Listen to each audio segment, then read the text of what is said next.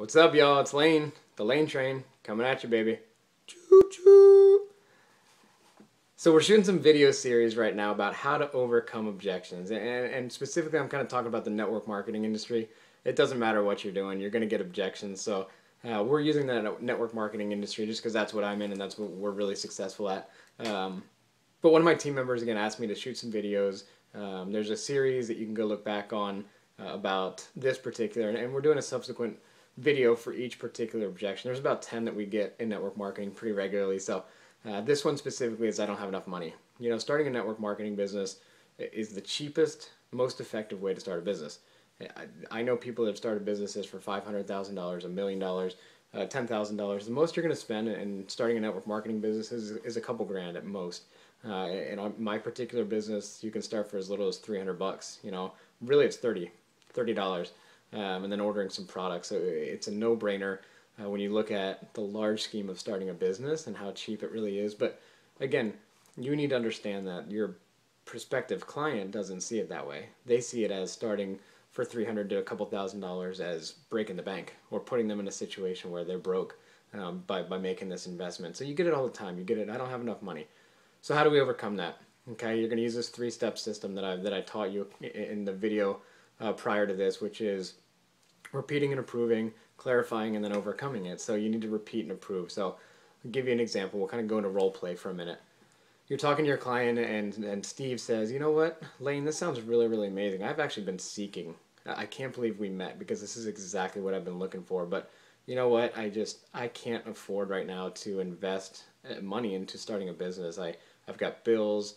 You know, I'm planning for some retirement, and I just don't see myself being ready to put up a couple $1,000s. Oh, you don't see yourself putting up a couple $1,000s? I completely understand that. I kind of felt the same way. And what I found is when I actually did it and took that leap of faith, it did work out. But it doesn't work out for everybody. So I definitely understand where you're coming from. But just to make sure that I can help you, what I'm hearing is if you could come up with the money, and that wasn't an issue, this is something that you would want to do, correct? Oh yeah, of course. I would love to do this. I mean, everything seems perfect. I just don't have that $1,000 right now. Okay, Steve, I completely understand that, and money is an issue.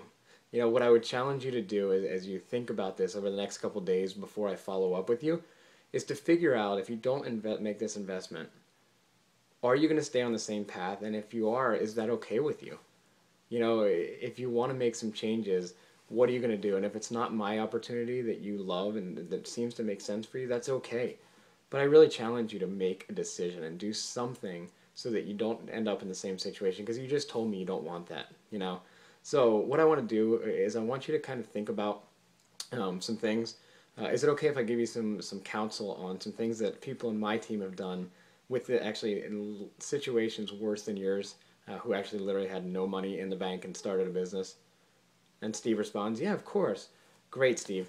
You know, one thing that I've found is that people get creative. When they want something, they get creative, right? Oh, absolutely. So what I challenge you, Steve, is to maybe have an eBay party. And an eBay party is when you go home, you look around and you figure out, you know, I don't need that. I don't really need this. This isn't making me any money. And you actually sell it on eBay. And you can sell and make your income to start your business overnight. So if you could go home and find $2,000 or $500 worth of stuff that you didn't care about, that's been sitting around, and you could start that and turn that into an asset, would you be willing to do that so that you could start this business and we could start partnering together? Oh, you know what, Lane, I never thought of that. Great, Steve. So, you know, we just talked about the fact you didn't really have any money. Now you've got a creative way to do that. And now with that investment, we can help you get those dream vacations that you talked about. So I'm so excited to just see the pictures of you in Hawaii with your kids like you told me you want. I'm so excited for that. So what I'm going to do is I'm going to follow up with you in a couple days and find out what you've sold. And so if it's okay with you, I'm going to send you a picture of Hawaii just so that when you sell that stuff, we can start dreaming together. Is that okay? Perfect. So Steve, I look forward to talking to you. I will call you at 5 p.m. on Thursday, and I just can't wait, you know, for you to take that dream vacation. I'm so excited. And maybe I'll tag along with you, all right? Awesome. We'll talk soon. So what I did, guys, is I just met him where he was. You know, I took him into the future. I projected him into what he told me he wanted, which is a dream vacation with his family that he couldn't afford. And I got creative. I counseled him. I met him where he was. I proved and acknowledged where he was coming from, that it's not easy just to find a couple $100 to start a business, but that there are creative ways to do that, and if you want it bad enough, you'll find a way. So I hope this has helped. This is an objection about not having enough money. And at the end of the day, I don't care. You're going to find enough money if you want something. Most people, if their car broke down right now, they would find money or put it on a credit card so that they could fix whatever it was to get to work. It's what it is. Most people with a flat screen TV, Super Bowl weekend, if it goes out, they're going to Best Buy that day and dropping $2 grand, $3 grand, $4 grand on a TV just so they can watch the Super Bowl. If you want something bad enough, you'll figure it out. Okay?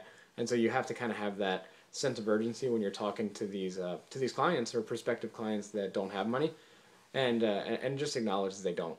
Help them come up with a creative way to do that. And if they don't, too bad. Move on to the next person. Follow up with them and see if they're doing what it takes to actually start living their dreams. I hope this has helped. Continue watching these videos about each objection we get, and keep rocking, guys. The lane train, baby.